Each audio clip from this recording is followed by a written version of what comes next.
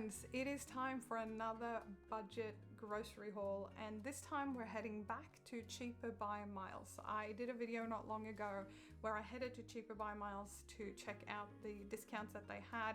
That time I went to the Brunswick store, which is near Melbourne, Victoria, but this time I headed to Fitzroy because I was in the neighborhood. I'm not normally around that area, and I saw the grocery store and I was like, gotta pop in. I found some really good deals though, so let's hop in to what I bought, how much I spent, and what you might want to check out if you have one of these stores in your area. So this is a really busy store and I wasn't able to film and talk inside the store, but I wanted to talk you through a few of the things I did not get, and I'm going to be sharing the regular retail price that I found at Coles, Woolies or similar. So first up we had these gluten-free breads. They retail for $4 per 100 grams, but it was $3 for 150 grams. So I reckon that's a pretty good deal if you need to stock up on gluten-free bread. This one here was about half price. This is not gluten-free, but I thought that looked pretty nice. Not that I needed bread on this day. For chips and snacks, they were more than 50% off, but obviously you do get these sort of different flavors that are a little bit different perhaps to what you'd normally pick. But if you're happy with that, you can get some pretty good deals on chips and snacks in stores like this.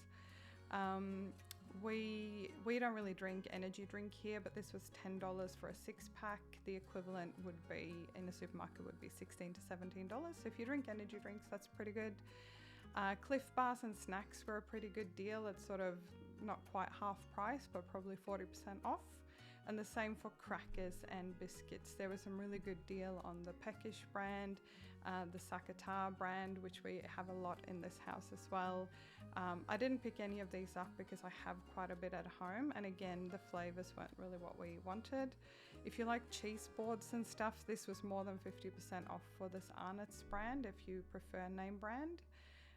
The pasta was an okay deal, not really enough for me to stock up, and it wasn't gluten-free. And then I headed over to the fridge section. There were some really good deals here that I didn't pick up today, like this ham for like lunch meats and things like that if you're doing sandwiches. I did get something else which I'll show you shortly. The butter was a good deal at $15 for a 3-pack. These retail for $7.50 at Coles or Woolies at the moment, unless there's a sale on. So pretty good there. And this one here, the salmon burgers, looked really good. They were more than 50% off, which I thought was really cool. Sauces and spices were also a really good deal. $1 for the sriracha sauce. That normally goes for $4 to $6 at the supermarket. You could also pick up some seasoning for less than half price, so that was $1 each, whereas in the supermarket you pay $2 to $3 for that. And then these fajita guacamole seasoning mix were $1 each, and they normally retail for $2 to $3. So, and finally some chocolate. If you are into this particular brand, you could get that for more than 50% off. Alright, so let's look at my haul now. This ham was a great deal, 750 gram for $4. That is a third of or a quarter of the price that you'd pay at the supermarket. These rice bars were $2. They would retail for about $5 if you bought this particular brand, which is not that common, I think. These lentil chips and sesame bites here, I think they were both $2 each. And again, they would retail for more than double the price. By the way, these sesame bites we did not like, but I bought them as a bit of an experiment, and that's okay. Sometimes you just buy these things and give them a go.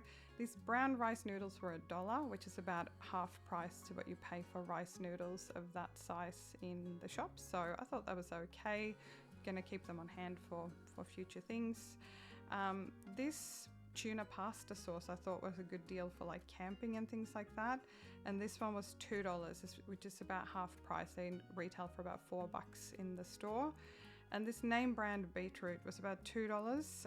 You'd find them in the supermarket for $2, $3, or closer to $3 probably. So if you don't care that much about name brand, you can get them cheaper, but it was a discount compared to retail price. And then I got a couple of sauces for $1 each. Now these retail for $4 to $5 in the supermarket, so I'm pretty happy getting the mustard and this sauce, ketchup sauce as well, for only $1 each. So I'm pretty happy with that haul. As you could see, I got a fair bit of stuff for $17. But I also wanted to say that there are two principles that you really need to apply when you go to these clearance discount places. If you have one near you, let me know down in the comments if you do, and if so, which one. I've headed to Cheaper Buy Miles before, and I've also been to Not Quite Right, which is the chain that I know is available in a few spots in Victoria and probably broadly in Australia anyway. But there are two things that you really need to do when you go discount grocery shopping like this. One is that you need to know your prices. For example, coconut milk in this particular place I can get coconut milk cheaper at Coles, I can get it cheaper at Aldi. I can't get their name brand as cheap as at Cheaper Buy Miles, but I can still get the same unit, 400ml, for a lot less in a normal supermarket if I buy the home brand. So knowing your prices is really important, unless name brand is important for you, in which case you can save a lot of money in these places. The second thing that you really need to look out for is expiration dates. Now, most things are perfectly fine to eat and consume after the best before date or best by date. You can Google and read more about these different types of labels and make a call if you're comfortable for yourself and your family to have things that are on the verge of or has potentially even passed the best before date. I personally do look at those dates, and I will rarely go over them by too much, and especially with things like meat, like that ham that I picked out, I just cube it, put it away in smaller portions and freeze it straight away, and that way it'll last for a good few months in my freezer, and I have cheap ham or whatever it is, cheese, etc., that I can use for recipes going forward. But you need to really look at the expiration dates in the store, because often they will have a big bulk of things that are about to or sometimes even have expired. So let me know down there in the comments, have you got a discount grocery place near you? Do you go there often? What are the best deals that you find that you get?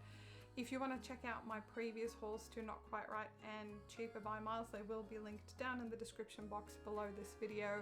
And if you have any other particular chains that you think I should go check out, let me know what those are, and I will have a look around what's available near me here in Melbourne. I hope you have a fab week, and I will see you in the next video.